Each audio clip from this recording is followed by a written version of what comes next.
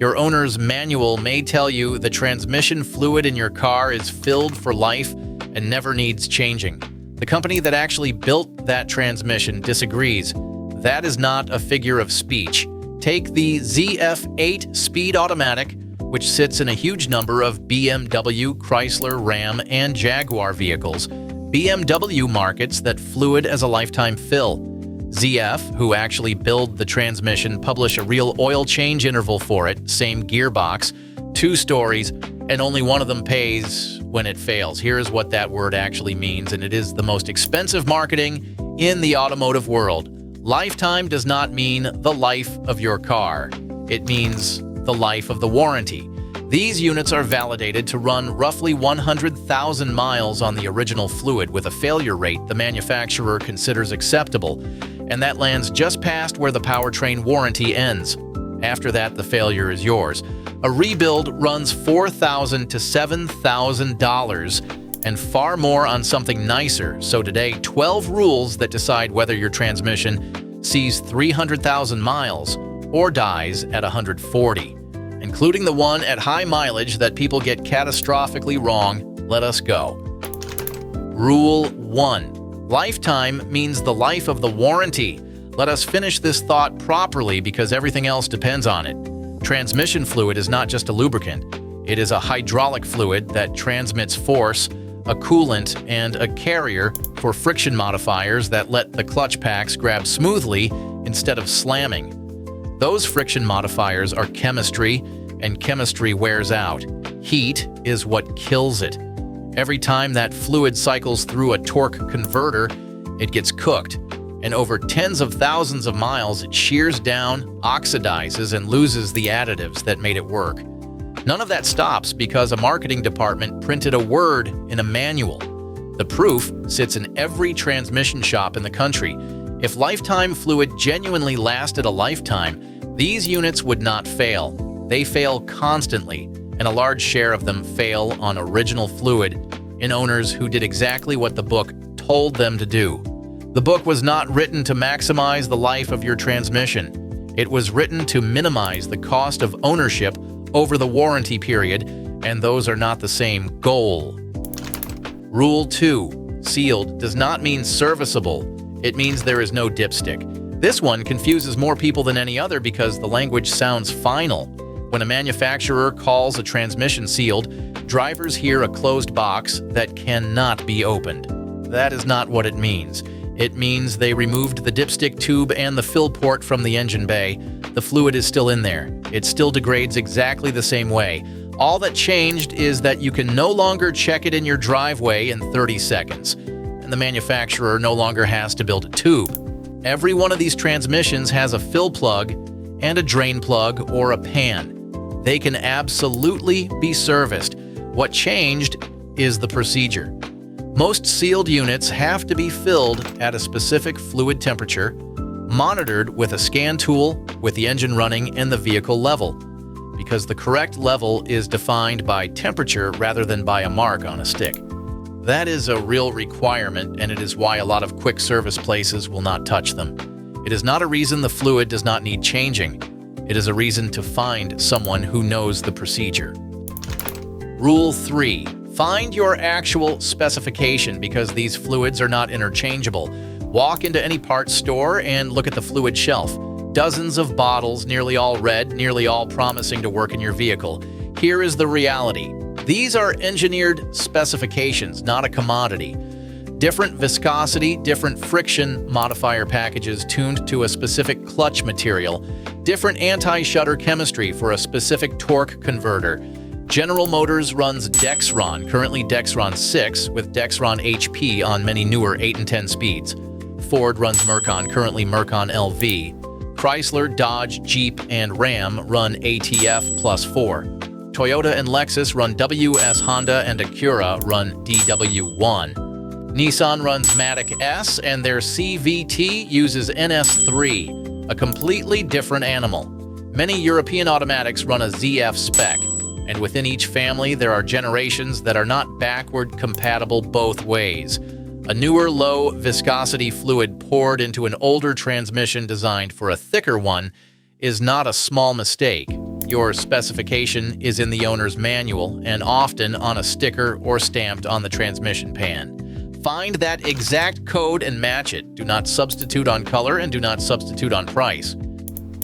And before we go further, a warning that applies to an enormous number of you. Because if you drive something built in the last 15 years, there is a very good chance you do not have a conventional automatic at all. You have a continuously variable transmission. Nissan, Subaru, Honda, and Toyota have all built millions of them. A CVT has no gears, it has a steel belt or chain squeezed between two cone-shaped pulleys. And the whole thing works only because the fluid grips exactly as hard as the engineers specified. So understand this clearly. CVT fluid is not automatic transmission fluid. They are not related. Pouring ATF into a CVT will destroy it, and not slowly. Nissan uses NS2 and NS3. Subaru has its own. Honda uses HCF2. Toyota has its own CVT fluid. There is no universal substitute, and this is the one place where a multi-vehicle bottle is genuinely reckless. And the intervals are shorter, not longer. Plenty of CVT owners are told the fluid is filled for life, while the manual quietly lists a change under severe service well before 60,000 miles. Rule 4. Universal and multi-vehicle fluids are a compromise, not an equivalent. You look up your specification, go to the shelf, and there is a bottle listing 15 specifications on the back, including yours, for less than the correct fluid. Valvoline Max Life Multi-Vehicle, Castrol Transmax, every store's own multi-vehicle blend. To be fair, Max Life has a good reputation and plenty of experienced people run it in older units on purpose. But understand what that bottle is. A multi-vehicle fluid is formulated to be acceptable across many transmissions, and acceptable is doing a lot of work in that sentence. It is a set of compromises so that one blend is tolerable in many units rather than optimal in any. Where they show their limits is the friction modifier package, because that is what must match your clutch material, and it is what gets compromised first. The symptom is not immediate failure, it is a shudder at light throttle, or a shift that feels slightly wrong. If you intend to keep the vehicle, buy the fluid that names your exact specification. Dealer fluid is always correct. Idemitsu and Aisin supply the real thing for many Japanese vehicles, and Amsoil and Mobil 1 build full synthetics to specific factory specs. Rule 5. Severe service is normal service for most of the people watching this. Open your maintenance schedule and you will find 2 columns, normal and severe. Almost every owner assumes they are a normal driver because severe sounds like something dramatic. Read the actual definition. Severe service typically includes stop-and-go traffic, short trips, driving in hot climates, mountainous or hilly terrain, carrying heavy loads, and towing anything. Now be honest about your week. If you commute in traffic, or you live anywhere with a real summer, or your errands are short hops rather than long, steady drives, you are in the severe column. Most Americans are. The difference is not small. Where the normal schedule might list 100,000 miles, the severe schedule frequently calls for 60,000 or even less. And on some newer units, it is shorter still. So the failure mode here is not neglect. It is a person who followed the manual carefully in the wrong column and waited nearly twice as long as their driving actually warranted. Heat is the enemy, and traffic is heat. Quick pause. If these rules are landing, take 1 second and hit like and subscribe. Most people watch all the way through and never do, and it decides whether videos like this get made. We have 7 rules left, including the high mileage decision that costs people entire transmissions, and the method that rescues a gearbox everyone says to leave alone. Rule 6. The interval is mileage and time, not how it feels. Almost nobody changes transmission fluid on schedule. They change it when something feels wrong, and by then it has become a repair, not maintenance. Here is why waiting for symptoms fails. Fluid degrades long before you can feel it. The additive package depletes, the fluid darkens, and clutch material accumulates in suspension, all while the transmission still shifts perfectly, because a healthy transmission masks a lot. By the time you feel a flare, a shudder, or a delay, the fluid has already stopped protecting the clutches and the wear has already happened, and time counts as much as mileage.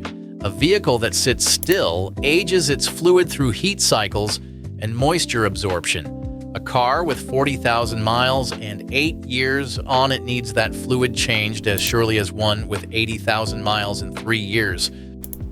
Now, one thing decides transmission life more than any interval on this list, and it is heat. The widely used rule of thumb in this industry is that for roughly every 20 degrees Fahrenheit you run above about 175, you cut the useful life of the fluid in half, which means the cooling side matters as much as the fluid side, and here is what almost nobody knows about it. On most vehicles, the transmission cooler is not a separate part hanging in front of the car. It is a small heat exchanger built inside the end tank of your radiator with engine coolant on one side and transmission fluid on the other, separated by a thin wall. When that wall fails, and on high-mileage vehicles it does, the two fluids mix. Coolant gets pushed into the transmission, and it turns the fluid into a pink-brown sludge that technicians call a strawberry milkshake. Coolant is not a lubricant. It attacks the clutch material and the seals, and it can take a healthy transmission out in a matter of days. So 2 things. If you ever replace a radiator, have the cooler and the lines flushed properly. And if you tow anything at all, fit an auxiliary cooler. It is the cheapest insurance in this entire video. Rule 7. The high mileage trap and why late changes get blamed for failures they only revealed. Now we are at the heart of this video because this is where the internet advice becomes genuinely dangerous in both directions. Here is the scenario. A vehicle reaches 150,000 miles on original fluid. The owner learns it is long overdue and has it serviced. 2 weeks later, the transmission is slipping, and every mechanic and forum will tell them the fluid change destroyed it. So let me be precise, because the popular version is half right and half myth. Fresh fluid does not mechanically wreck a healthy transmission. What fresh fluid does is remove a set of conditions a worn transmission had adapted to. Old fluid is thicker with suspended clutch material, and worn clutches with reduced friction surface can grip slightly better in it. Fresh fluid with a full detergent package cleans that away and restores the specified friction properties. On a healthy unit, that is entirely good. On clutches already near the end, it removes the last bit of margin hiding the wear. The fluid change did not cause the failure. It uncovered it, and it uncovered it right after you paid for it, which is why it gets the blame. Rule 8. So what do you actually do at high mileage? This is risk management, not a rule, and anyone who gives you a confident universal answer is selling something. Start with the honest question. Is it currently behaving? If it shifts cleanly, engages promptly, and does not shudder, you have 2 defensible choices, and I will give you my bias. Service it, but gently, using the method in the next rule.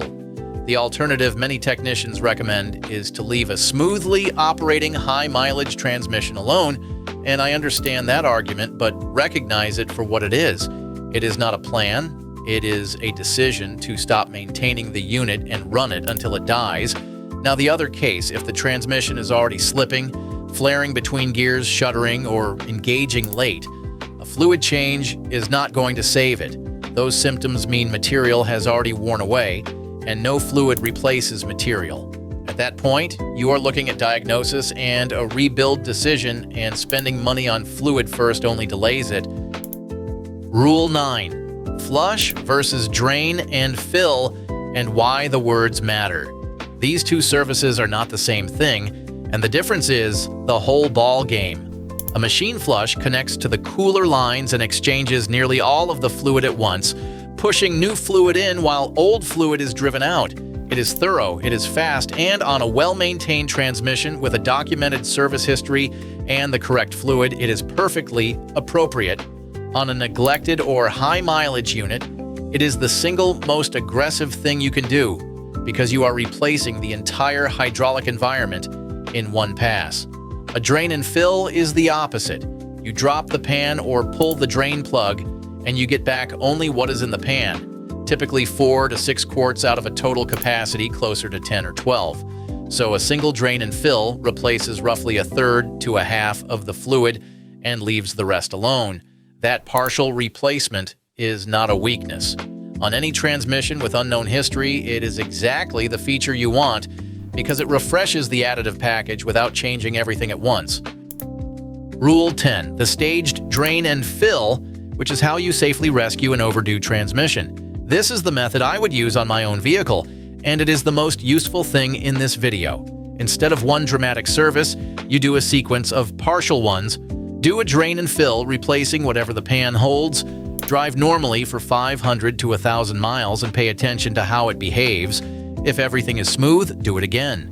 After the second one, you have replaced most of the fluid. After a third, nearly all of it, the transmission has been walked toward clean fluid in stages instead of shocked into it, and the friction material has been given time to adapt at each step. And here is the part that makes this a real safety net rather than just a gentler procedure. If the transmission starts acting up after the first stage, you stop. It has told you something you needed to know, and it told you before you spent the full cost and before you replaced all of the fluid.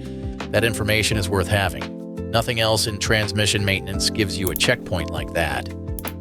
Rule 11. Drop the pan and change the filter while you are in there. Most automatic transmissions have a filter, and on a great many of them, it is not a serviceable item you can reach without dropping the pan. So, the labor to reach it is the same labor you are already paying for. If you are doing a staged service, do the pan and the filter on the very first stage, along with a new pan gasket. 3 reasons, and they are all practical.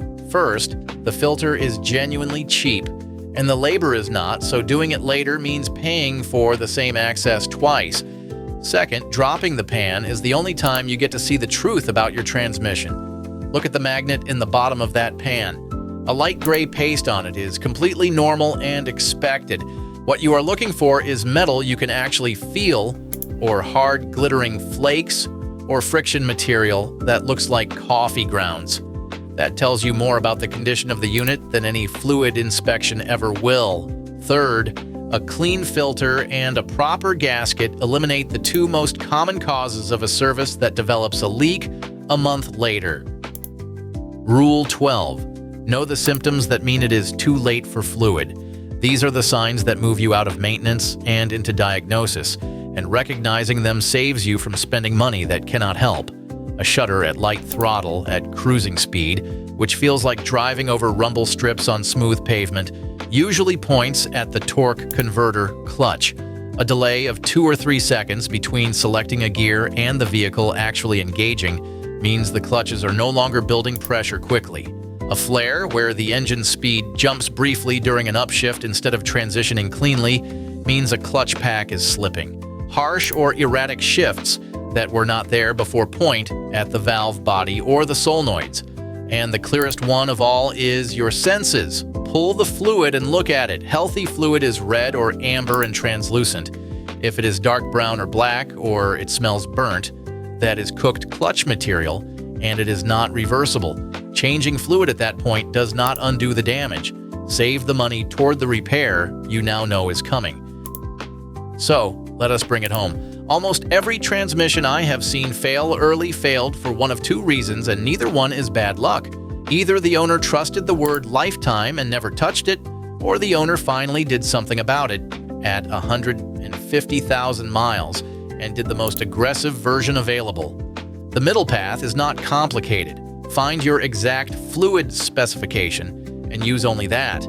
Assume you are a severe service driver, because you almost certainly are. Change it around every 60,000 miles and on time, not on feel. And if you are already overdue and it still shifts well, do a staged drain and fill and let the transmission tell you how it feels between rounds. That is the whole thing. Now, I mentioned that the correct fluid matters more than the price on the bottle, and there is a whole aisle in the parts store built to blur exactly that distinction. I broke down where those parts actually come from in the video on your screen. And tell me in the comments what you drive, how many miles are on it, and whether that transmission fluid has ever been changed. I genuinely want to see the spread.